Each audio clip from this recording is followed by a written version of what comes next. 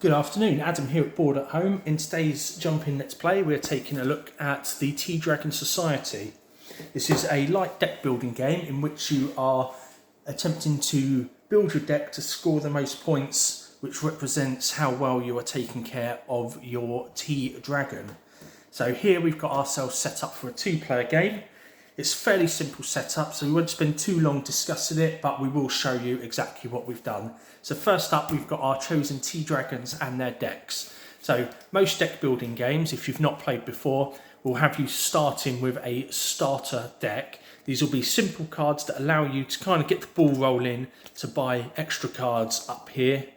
And you'll see here that these cards have two costs along the top. Well, most of them do anyway. So for example, here, we've got one here and a 0 there. So the first one is our growth that we gain from discarding the card. And this one here is the growth cost of the card. So you'll see that the starter deck has growth costs of 0, whereas these ones up here will have various growth costs. And then the growth that you can get from discarding will vary from card to card. So let's just give those a quick shuffle. On the right hand side of the player is their holds. This is representing the hand in other games. In this game the hold is visible, so you don't keep it with you, it's just placed to the side here. And then one player starts with the mentors cards. That just allows you to start with an extra growth point to spend. And then if you do spend it, you pass it to the player on your right.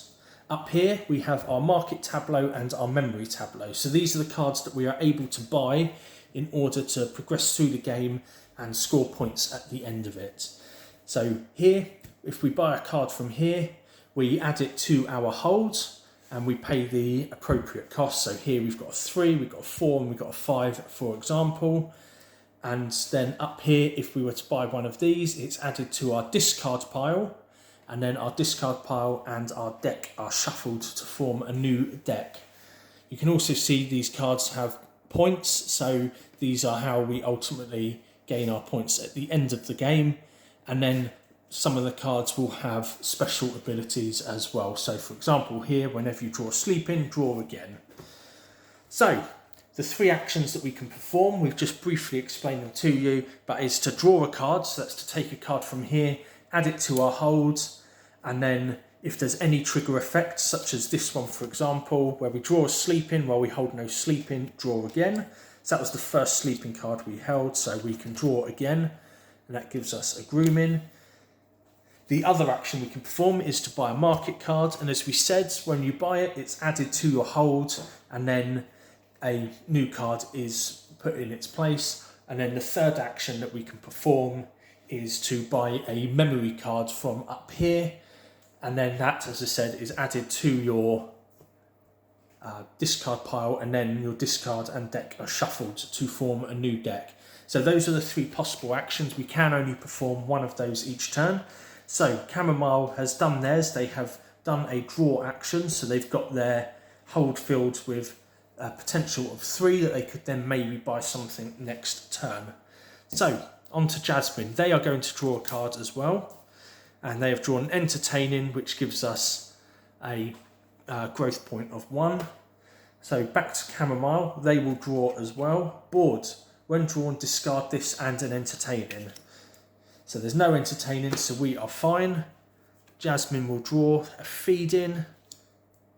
And then we come back to Chamomile. Now Chamomile is going to spend these 3 points, which means these 2 go into our discard. This one goes to the player on the right. In this case, it's Jasmine, as that's the only other player. So we've got 3 points to spend, and they are going to buy this one here.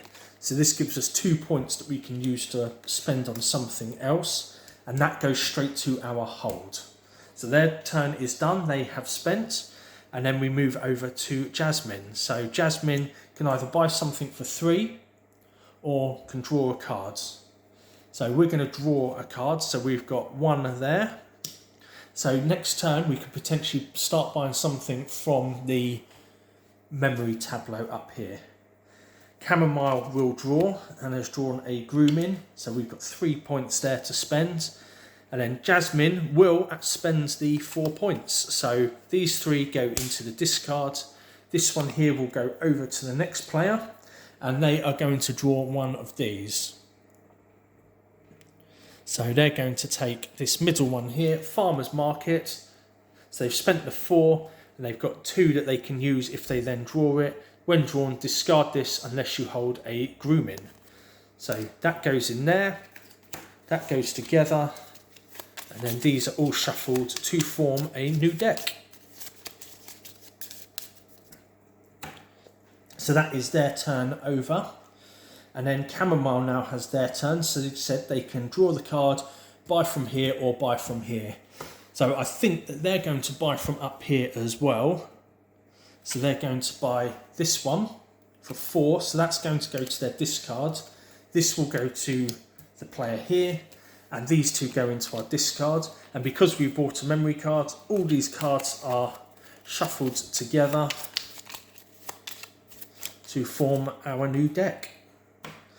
Now there's only 1 card left here, so this card is discarded, and then we put out our next season. These are then discarded as well. So if we take those out, those will go off to one side there, and then we draw 1, 2, 3, 4 new cards. And we keep doing this until we've gone through all 4 seasons, and then on winter, when there's 1 card left in winter, the game ends, and then we go through our deck and score on the points that we have got. And you can see here, for example, that we get more points the further we get through the game.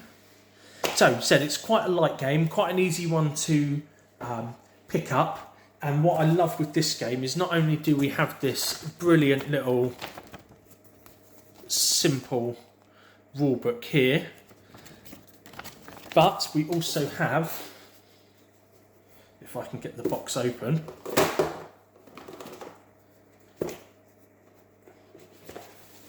we also have a bit more of a visual reference for it as well.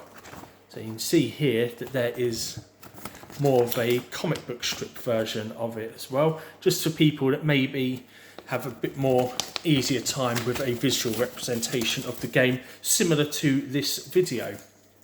So I hope you enjoyed that. If you have any questions at all about the game, don't hesitate to get in touch. I've fallen in love with this game. As I say, I love deck builders, so this one really kind of shone for me. I think it's a great introduction to such an amazing genre. Yeah, and this will be up in our demo area as well, so you can come along and we can teach the game to you, and it will be available to play in the games room as well. That's all for today, guys. I hope you enjoyed, and we'll see you in the boardroom.